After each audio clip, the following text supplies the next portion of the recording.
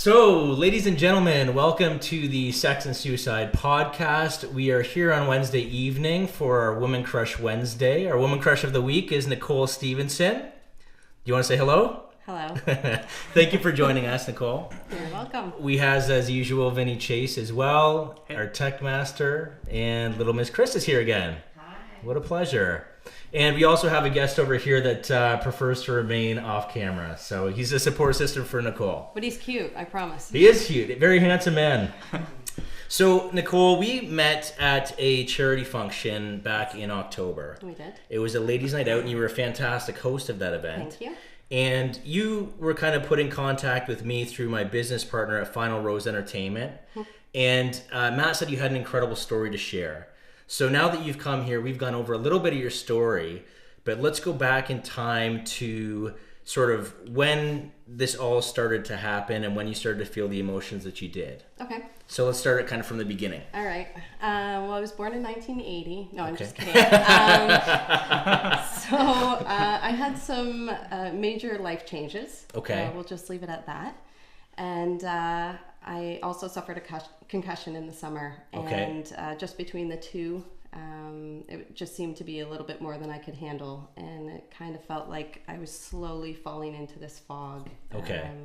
Where I couldn't think clearly and I had no motivation to do the things that normally brought me so much joy. And I knew there was a problem, but I didn't want to reach out for help.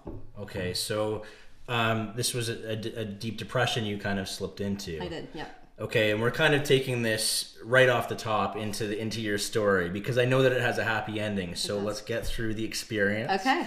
And we'll go from there. So this was back in the fall? It was. Okay. So you'd had a work-related injury, and you found that the concussion didn't help any. The concussion obviously made you slip into a Yes. deeper depression. Yeah.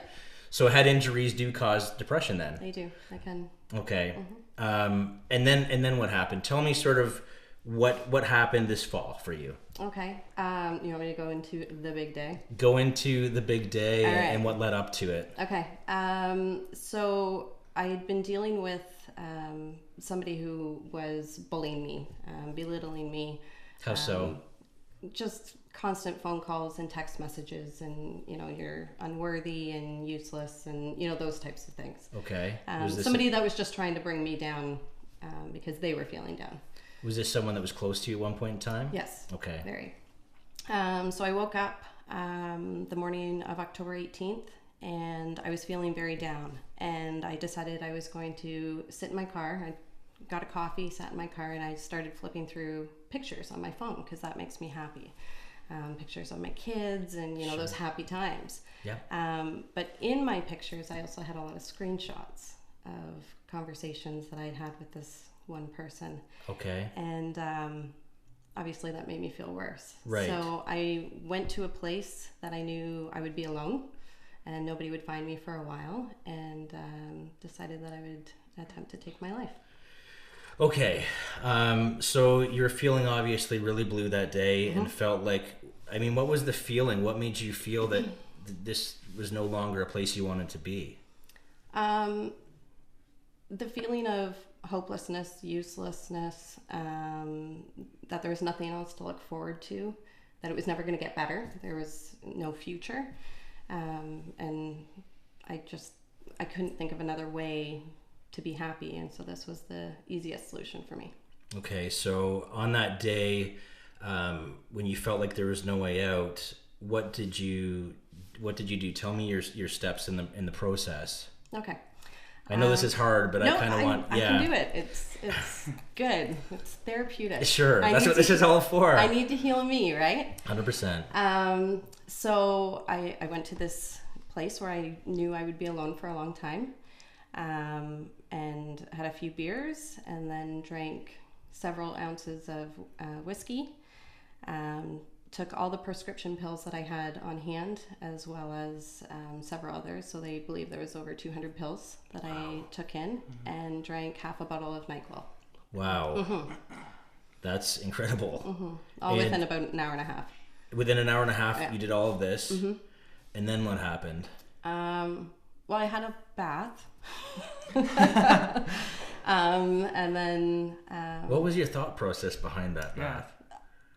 I just wanted to relax. Yeah. I just wanted to I just kind of wanted to slip out, you know. And if there was going to be a mess, I wasn't sure how my body would react to all Everything that I put into it. Then it would be an easy cleanup. I never wanted anybody to feel like, you know, they had to mop up a mess afterwards. So I remember being in the tub and pulling myself out of the tub and crawling into bed, and then I don't remember anything after that. Wow. Yeah. And then, so you were unconscious, obviously. I was, yes. What was your next memory? Waking up in the hospital. And what was that like? It was terrifying. I honestly felt like I can't do anything right. I can't even do this right. So it wasn't even a happy moment. But you remembered the fact that you tried to take your own life at that moment? Yeah, I did remember. My sister was there and my parents were there. And of course my parents had this look of, you know, complete devastation because they had no idea. They knew that I was struggling, but they didn't know it was getting to this point. Right. And my sister, who's kind of my person, was there, and she immediately started cracking jokes and made me smile. Yeah. And I'm sure everybody else thought it was completely inappropriate, but that's my girl. That's my sister. Right. So that made you have an appreciation for life again in that moment? Yeah, I smiled. Good. I did. It was a weak smile, but it was there. Right. Yeah. So with family and everything in the hospital, how was, obviously we talked a little bit before this, how was the treatment? It was there was no sensitivity to the issue. I mean, at that point, all I wanted to feel comfort, to be told that it was going to be okay, that, you know, things are going to get better, and it wasn't like that at all. When I woke up, I was in the emergency room. Yeah. And then I was Which hospital? University. Okay. Which doesn't have a psych ward. No, it's Victoria Hospital, right? So I was told from the very beginning that they were going to try to transfer me over as soon as a bed became available, but that never happened. So I was moved into a room, a seclusion room by myself. When they wheeled me in, I saw them taking everything out. So they were removing anything that you could hurt yourself with. Right. Anything that was on the wall, they took off, which again made me feel like I'd done something really, really bad. Like I was being punished. And I had somebody sitting outside my door 24/7. Keeping like an eye on you. Keeping an eye on me, making sure I didn't run, I guess. Did you feel like a prisoner at that? Yeah. I bet. Like I was, you were bad and you're going to stay here for a long time. And it was 4 days before I spoke to a psychiatrist. 4 days they kept you in that room? Yep. I was in there 4 days. Now, thank God I have a very supportive family, but I cannot imagine if somebody didn't have that support and they were in there by themselves for 4 days. I mean, you're in your darkest hour and now all you have is your thoughts. There's no TV, there's no phones, there's no nothing. And so now all you're thinking is the worst, right? Like there's nothing to bring you up. So what would you suggest? I mean, if you could make a difference in that area, what would you suggest would have made you feel better in that moment? Just a more comfortable environment. I mean, they had said that I was basically that I wasn't going to harm myself anymore, but that's not how I felt like I was being treated. Right. But just a warm environment, like maybe a picture on the wall or something. I was going to ask, like, a bathrobe would have been nice. Right, yeah. You were describing the seclusion room, so I just to get a mental picture of it, like, what was it? Was it just like a completely barren room? Yeah, it was 4 walls, and on one side, 3 walls, and on one side was a window. Wow. So. And that's so that they could watch you, right? Felt like a monkey. Like people were I walking imagine by that. constantly. Observation, Because I'm still in emerge at this point. Very busy, high traffic. So people are kind of looking in, like what's going on in there. And at least I had a bathroom that I could close the door. But I've heard stories where there's literally a toilet in the middle of the room where they... Yeah. had Wow. It's crazy to me to imagine that she was watching them take everything off the walls, remove everything. Yeah. When you visually see that after you go through something like Mm-hmm. that, I think that's, yeah. How did you feel when you woke up? I know that's terrible, but Yeah. did you feel like you were going to harm yourself again, or did you feel like you wanted, like, what was that feeling? I just wanted to get out. Yeah. Like, just what do I need to do? Who do I need to talk to? Just get me out of here. I just felt trapped. Yeah. And I mean, I am very claustrophobic. Right. So feeling that sense of I can't get out of here was terrifying. On top of everything that I was already feeling. So. No kidding. Mm-hmm. Wow, that's incredible. So 4 days, and then where did you go after the 4 days? Well, I was still there for another 2 days, I believe. So after I spoke to a psychiatrist, then the ball started to roll a little bit. And then I could go outside and have a 15-minute break from my room, which was kind of like recess. Like I'm just going to go outside and run around until the bell rings. Right. And after... before I was released, I had a follow-up appointment with a psychiatrist and was going to be contacted by somebody from the community that could help me. And how did you feel that process was with a psychiatrist? Was it more of like a screening, like, okay, you're good to go now, or was it like a dealing with the issues behind what led you there? There was no dealing. Right. It was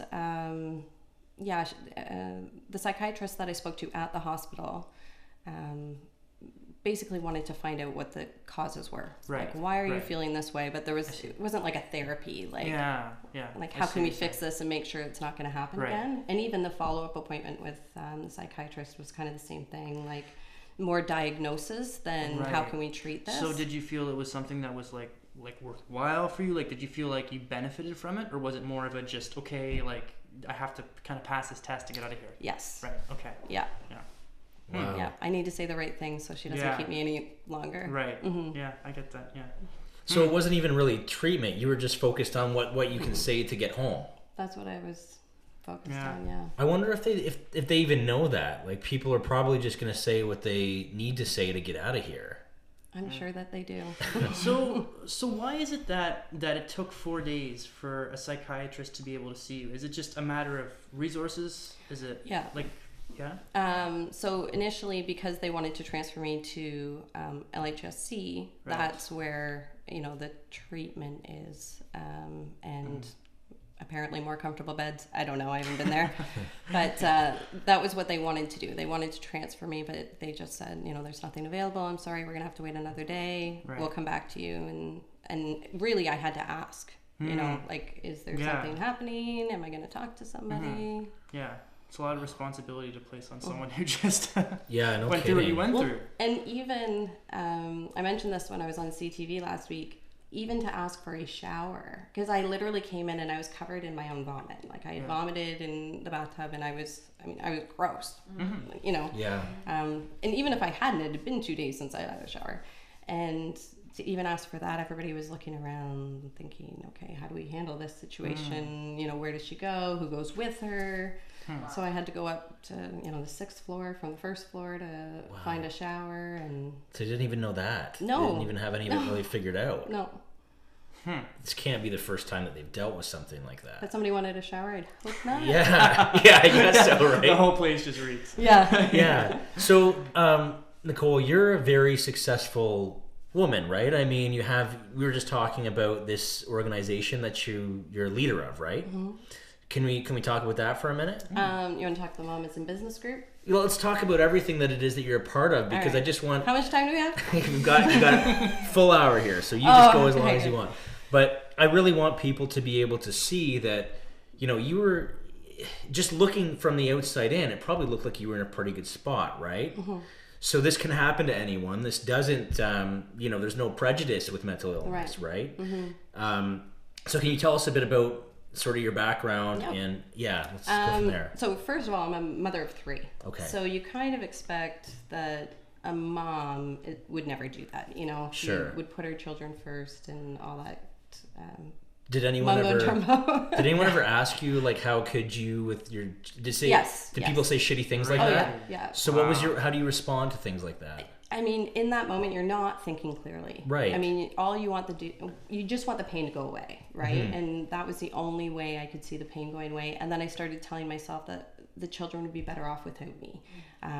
You know, my parents will be there. They'll be able to take care of them. You know, their father's in their life, so he'd be able to help them. And when you're in depression, you're not thinking clearly. Like, people need to understand that. Yeah. It's not like you're making this sound decision that's really for the betterment of your children. You're Right. that's what you think in that moment. Right. And you can't help that. No, you're thinking of all the times that you've failed them, not every time that you've All the negative. fed them and, you know, nurtured them and cared for them. Right. You're just thinking, you know, I yelled at him last week and he's upset with me because I didn't let him play on his iPad longer. You know, you're just thinking of all these bad things, not, you know. Not the when positive No, things. not when you were playing baseball 2 weeks prior on the diamond, you know. Right. So, I've heard some pretty critical things that way. But I have to say the majority of the people I speak to are very supportive. Good. So I'm also a business owner. Yeah. So I've owned a business for 5 years, a little over 5 years. So it's called Whoa Mama, and we host mom-to-mom sales in London. Awesome. Do you even know what that is? No, I don't. But it sounds cool. Well, let me explain it to you. Explain it. Yeah. Enlighten me. Here's the commercial. Okay. So we host our events at the Western Fair District, and moms rent spaces and tables, and they sell their gently used children's items to other moms. So they're not I have heard of paying- this. There you go. Yeah, I have definitely heard of this. Yeah. Very cool. You organized this? Yes. Awesome. Yeah. And so this has been successful. It has been. We were actually I was voted a top mompreneur in Canada in 2014. That's fucking awesome. That's Yeah. amazing. Yeah. So I got to go to an awards ceremony and get all dressed up. Very cool. Yeah, it was a lot of fun. I didn't win, but it was pretty cool just to be nominated. Sure. Yeah. 100%. Yeah, it was very awesome. So, yeah, that was Wow. me being very humble right there. And It stung like a bitch, didn't it? still makes me very happy. Yeah. And then, so my sister and I, as well as 3 other ladies, we run a Mamas in Business group for moms that own their own businesses in southwestern Ontario. And it's a private group, so you can't find it. I was going to go You searching have to right be after added this. in by a friend. What's a VIP group? Oh, it's very VIP. Yeah, exclusive. We're all VIPs. Fair enough. So yeah, we just anybody that has an idea, they can come in and, you know, throw ideas around and start their own business. And most of these women work from home, like they do it in their spare time. Well, spare time, like moms have spare time. Right. Yeah. Sure. But when the kids are sleeping, or, you know, when they're watching TV or something, we've got real estate agents, dentists, chiropractors, people that sell Tupperware, and, you know, anything, and people that make their own toothpaste. Like, it's Wow. all over the place. And many of these women have been very successful, have won awards. The same mompreneur group that I was nominated with, many of them have won awards there. And Wow. some of the businesses are a month old, and some of them are 25 years old. There's even grandmas. They're Right. moms, so they're in there Of course. too. Yeah. That's amazing. I mean, it sounds like you have a really good group of not only like people that you network with, but friends and a support system. I do. So this can literally happen to the most successful looking woman or man or whoever. Did any of them come forward after this happened to say that they're struggling as well? Oh my goodness. Yes. Yeah, so you have a whole other kind of stream of people reaching out to you probably. People I've never met, people I didn't recognize their names, people that I went to public school with, people I went to high school with, people I worked with. Wow. Men, women, old, young, and I've been meeting with a lot of people, and the first thing I say is I'm not a counselor, I'm not a therapist, Right. but I listen without judgment. You're someone that's lived it though. I've lived it. Yeah. Yeah. And I can share my story. You know, if I was a counselor or a therapist, I couldn't share my story. So that's very important to me. And then I can give them resources. You know, maybe you should really speak to a counselor. Tell your family. You know, talk to somebody that you trust and that can help you and that will realize when you're having a rough time and they can call you or stop by the house or something like that. But just having that support, I didn't allow myself to have that support because I was so fearful. But I just want people to speak out now. Do you ever think that maybe this happened to you for a reason? Because we talked earlier and you were unconscious for 5 hours, right? Yeah. And now you have this whole group of people looking to you that you were already intertwined with originally anyway. But now you can sort of shine a light on all this stuff and the way that you were treated. You were treated pretty shitty, obviously. And like, do you think that maybe this now, do you feel like you're here for a reason? Do you feel like you have purpose? While I was laying in the hospital, and Jeremy can attest to this. Jeremy's Nicole's boyfriend. So if anybody's watching, she's not single. I know sometimes it's a Woman Crush Wednesday, but let's get that out of the way right now. I thought you were camera shy. Not when it counts. Yeah, not when it counts. Oh, that was awesome. Yeah.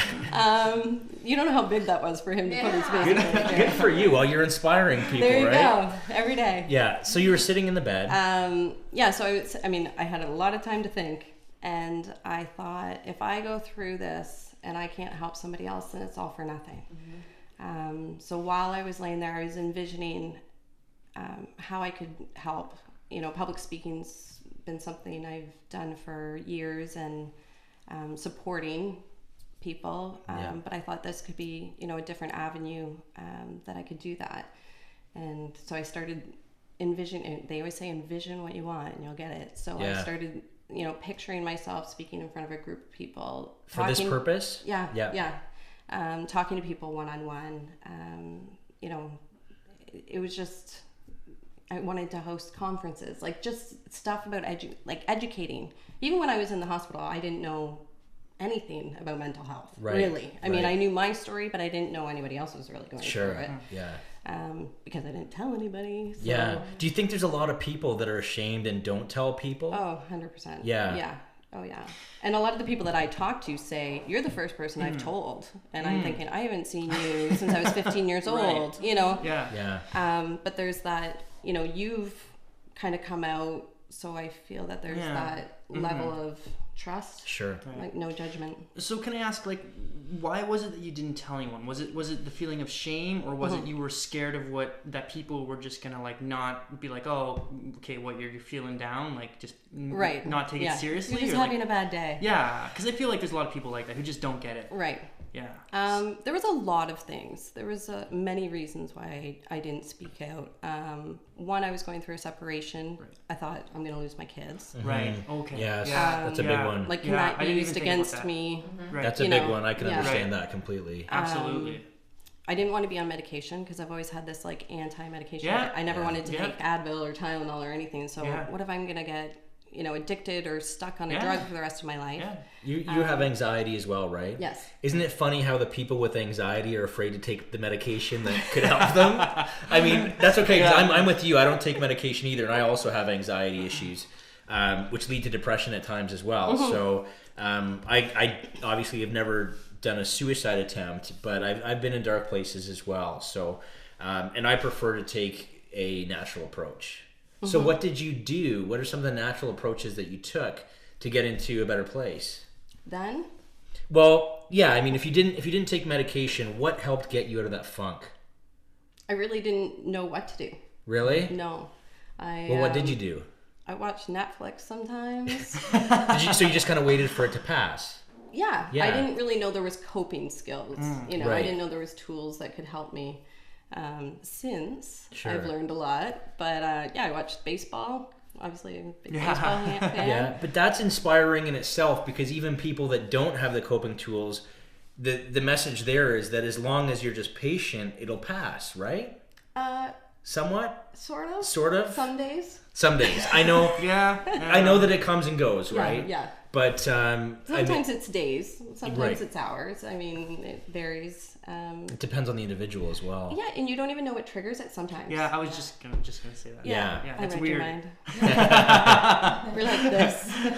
So this was October. What was the date? October 18th. October 18th. That's my new birthday. That's your new birthday. I've heard that before. I like that. That's a cool idea. That is cool. Yeah. When was that fashion or the ladies' night out? Do you remember? It was the end of October, wasn't it? Like the 28th or something?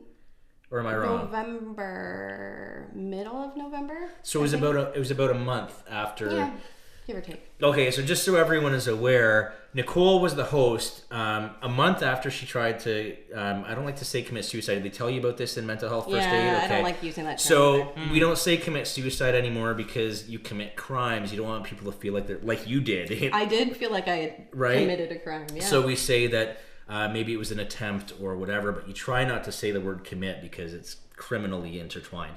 So anyway, a month after you tried to attempt, you were hosting girls' night out in front of like fucking hundreds of women. I was DJing it. You had the biggest smile on your face. I would have never known that you had anxiety because that's tough to do with anxiety in its own. Right. So how did you handle that? I'm very good at hiding And I my think, real feelings. Yeah. okay. How was that for you? It's better now.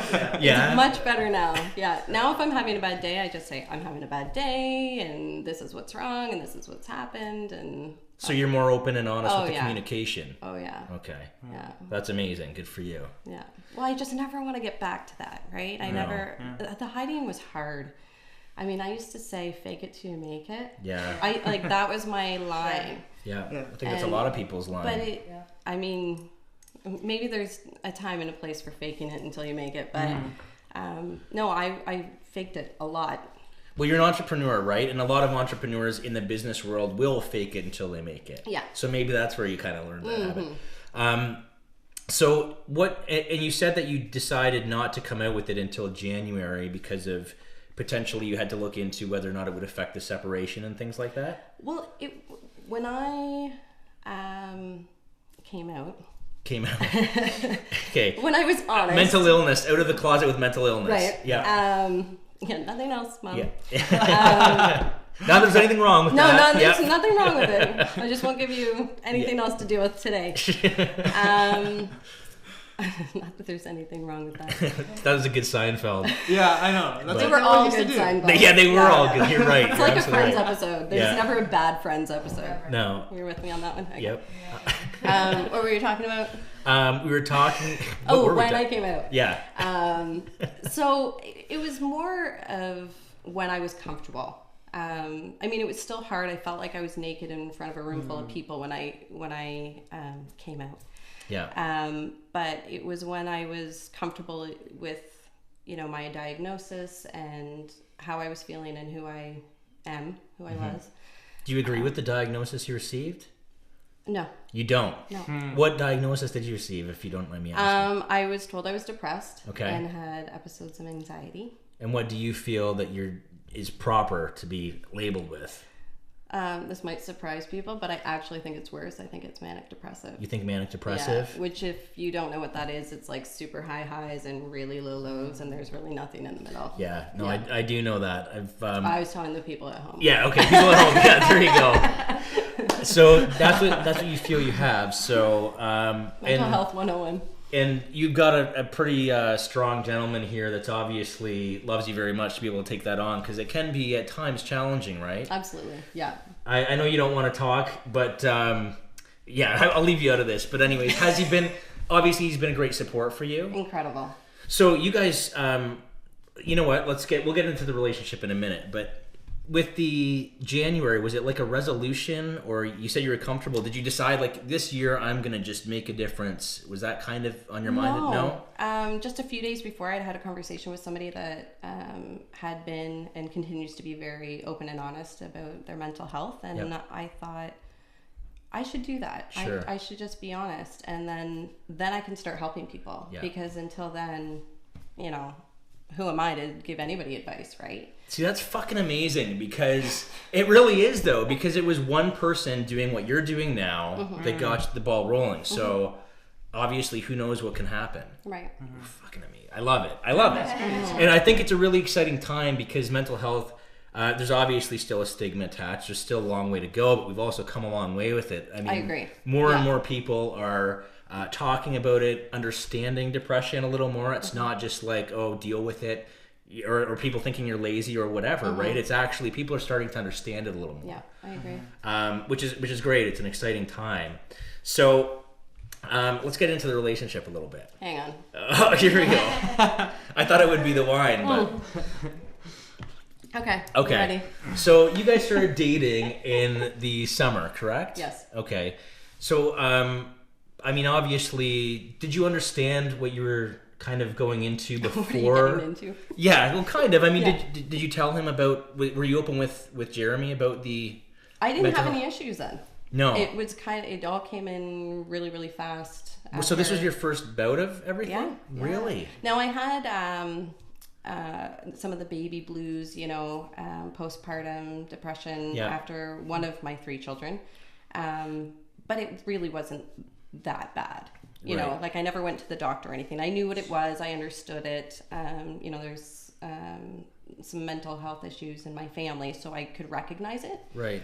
Are your children young? My now, 10, 6, and 3. Yeah. Ah, they're that's a young. that's a good little range. I like that. Yeah. The third one was a big surprise. I've had they're the best surprises ever, right? She's a cute surprise. Sure. She's a fireball, that one. Yeah, for sure. I have a lot of gray hairs. I've got one of those as well, so I can relate there.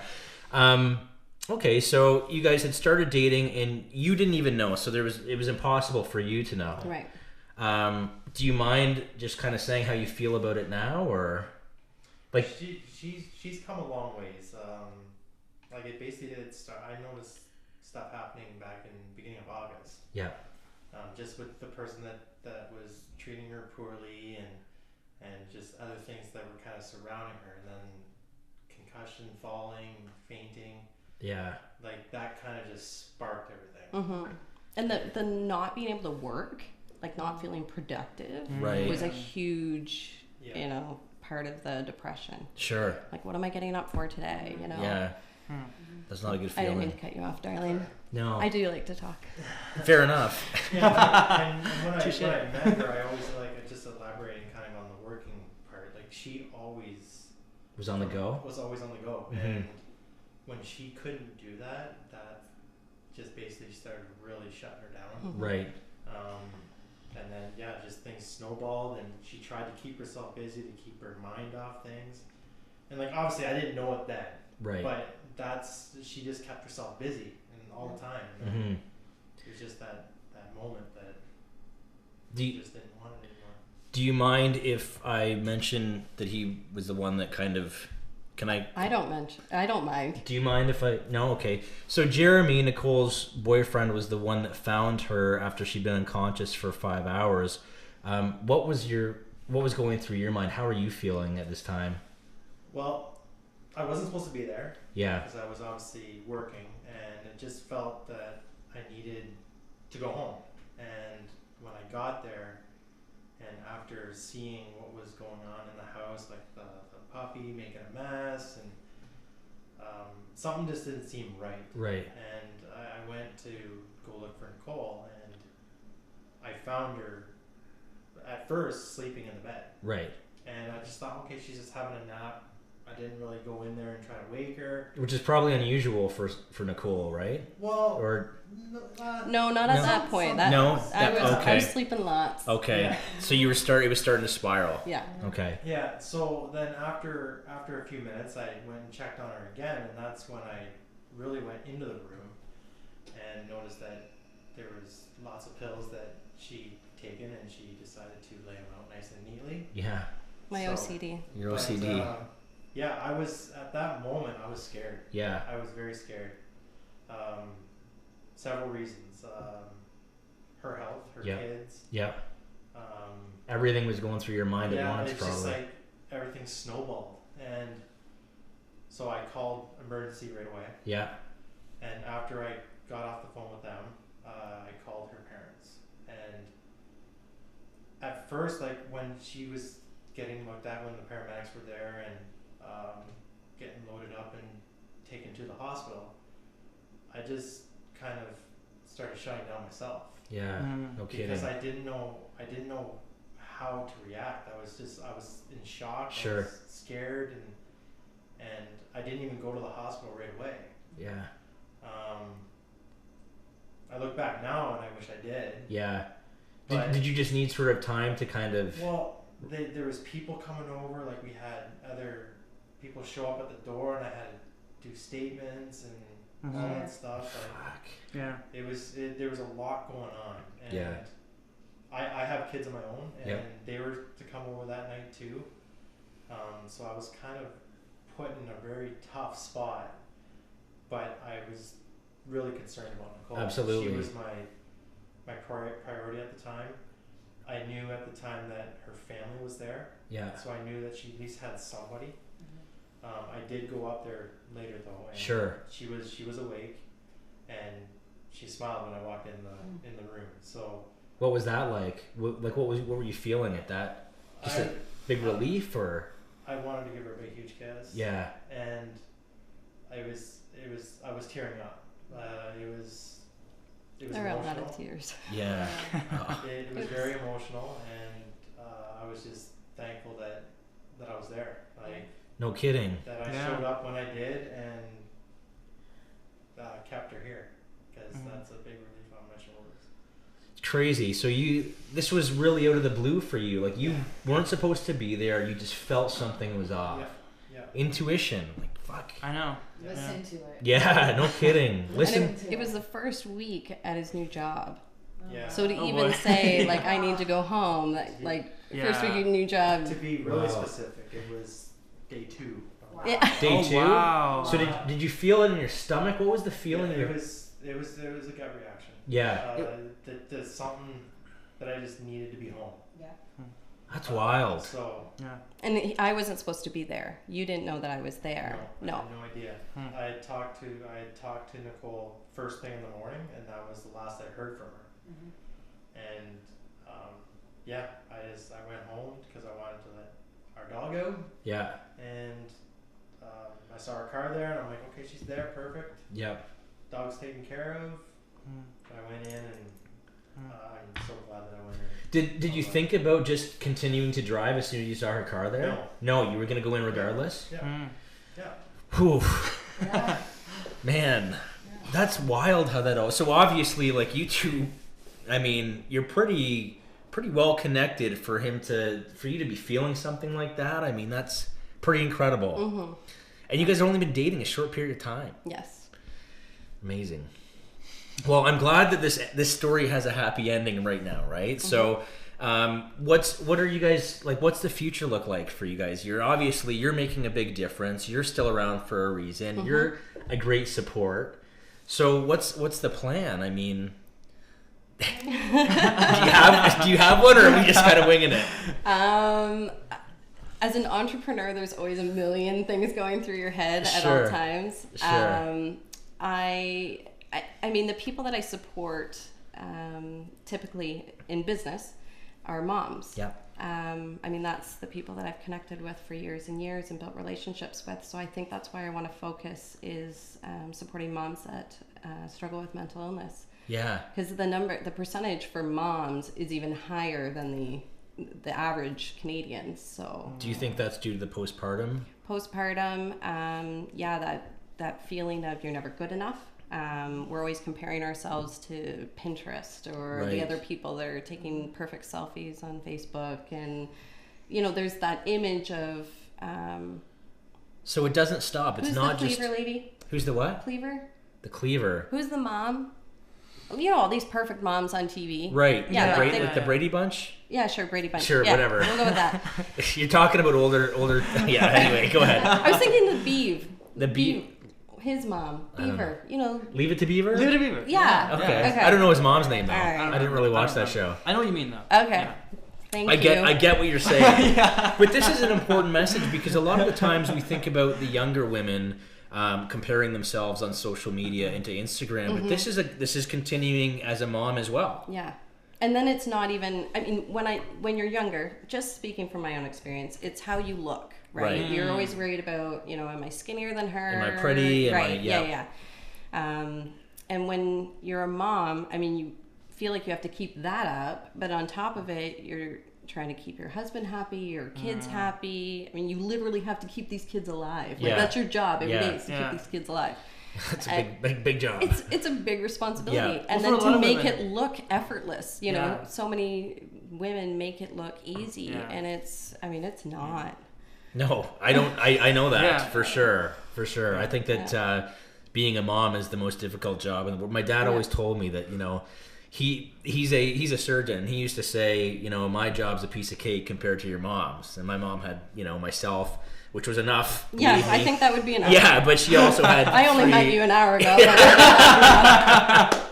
But there was 3 others as well. So I mean, mom of 4, and Yeah. you're a mom of 3. So I Yeah. mean, what's one more at that point, right? No. Yeah. No. No.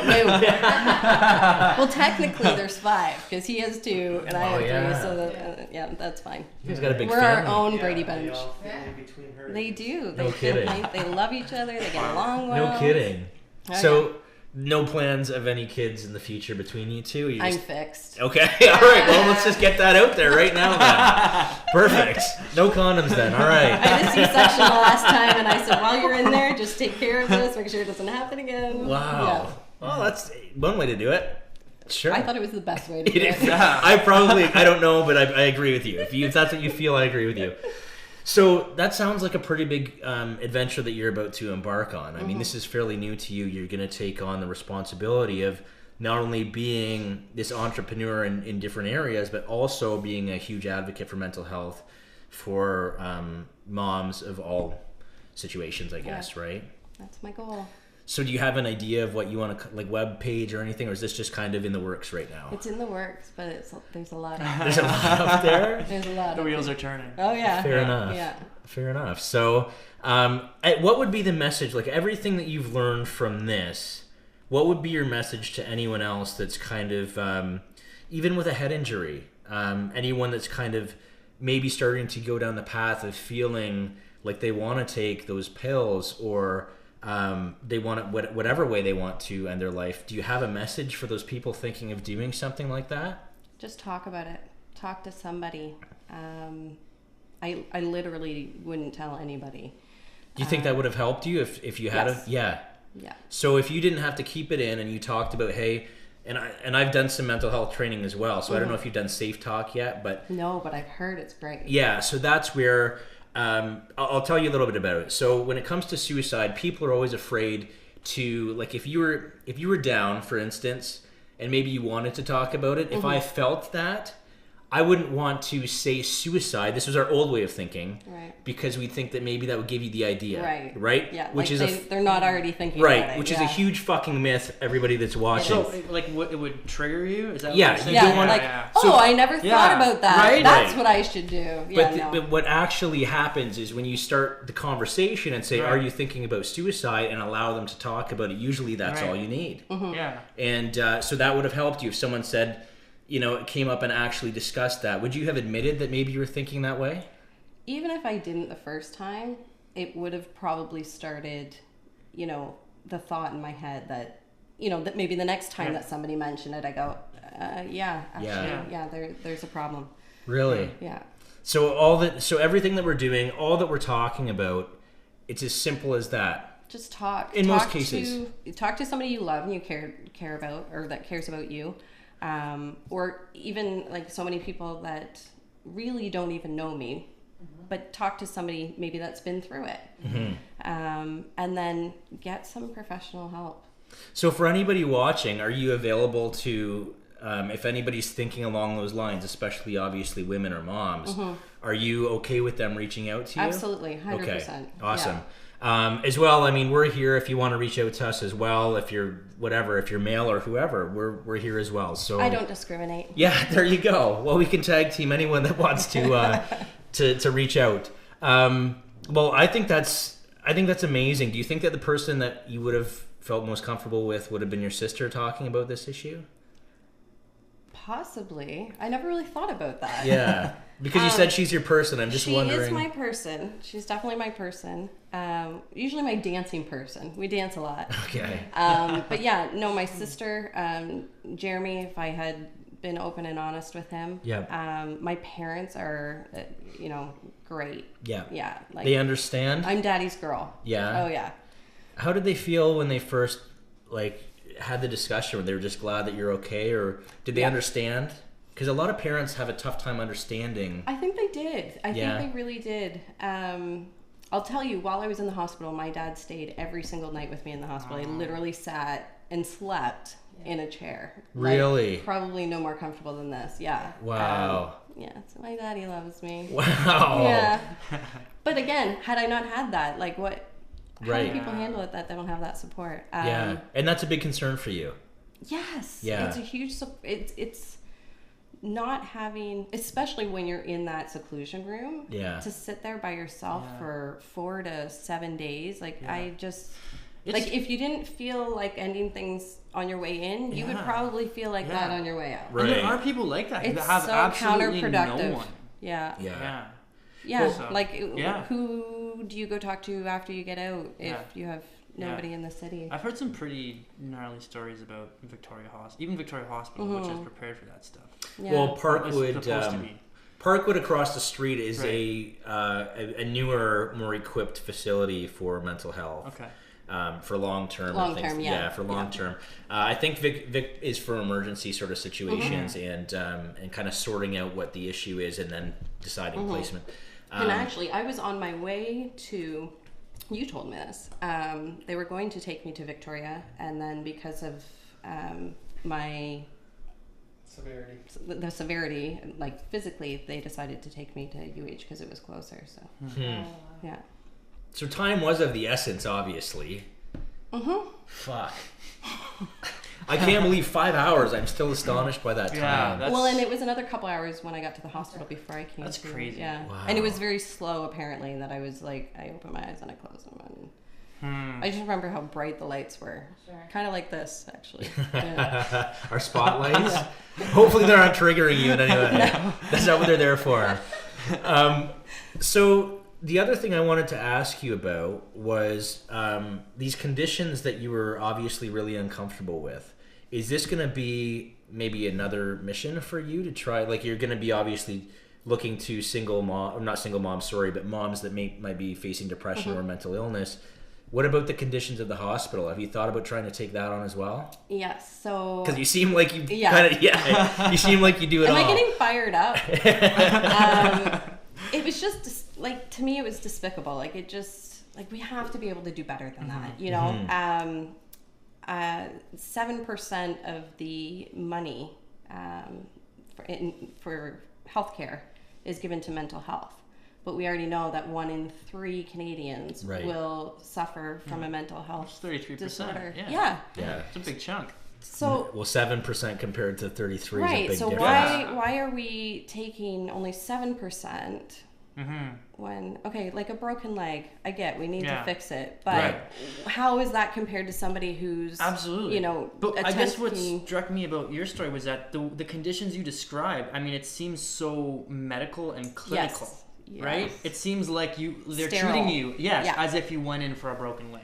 Right. Yeah. And it seems like it completely messes They out. probably could have done brain surgery in that room. It was so so sterile. Wow. So compassion was definitely missing. Yeah, and understanding and just it felt like a prison cell. Wow. Yeah.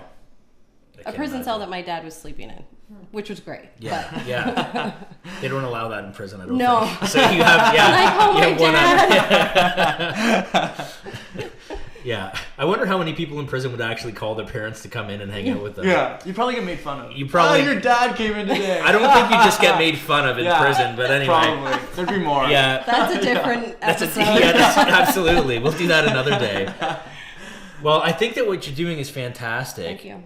Is there anything else that you want to add? Oh gosh. I mean, it seems like I still can't believe that it was a month before I met you. You just seemed, and this is the thing, this is someone who I get it. I understand mental illness a little bit, but I wouldn't have, you were fucking great at hiding it for sure, because you looked like a gem on that floor kind of floating around. I wasn't floating. I'm a big klutz. Well, you seemed happy. You seemed happy, and I hope you continue to stay happy, both of you. It seems like you met for a reason, and this is all coming together for a bigger picture. I believe that, and I know. I think so. Yeah. Anything that you guys want to add? No, it was really inspirational hearing you talk. And Yeah. It's a very cool story. I don't want to say like. Well, obviously it was a serious story, but it was cool hearing It was someone talk about touching. it. It was Yeah. little parts of the stories even reflected on me and my experiences. Yeah, Mhm. sure. And there Same was here. a lot of aha moments. Good. That's when you know, like, you're not alone. Yeah. No, You're and really that's not the alone. thing. Nobody has to do this alone. Mhm. I mean, looking back, I was dumb to try to do it on my own, because it never would have gotten to the point that it did had I just been open and honest with everybody. But yeah, just don't do it alone. You don't have to. Just reach out. Yeah. Yeah. And I know that mental illness is a really big issue. I don't think it's just in London. I think it's kind of everywhere. But we're kind of slamming the hospital a little bit here. But it's a bigger issue than people realize, I think. I mean, even on social media and things like that, I remember, like, I volunteer at Parkwood Hospital. And I remember talking to an individual, and people need to understand that when you're on Facebook or you're on whatever social media you're on, a mentally ill person, regardless of what they're suffering with, still has access to a computer. So some of the things, whether you agree with it, instead of just slamming and tearing apart that person because you disagree, think about, okay, well, this person could actually have computer access from a mental institution.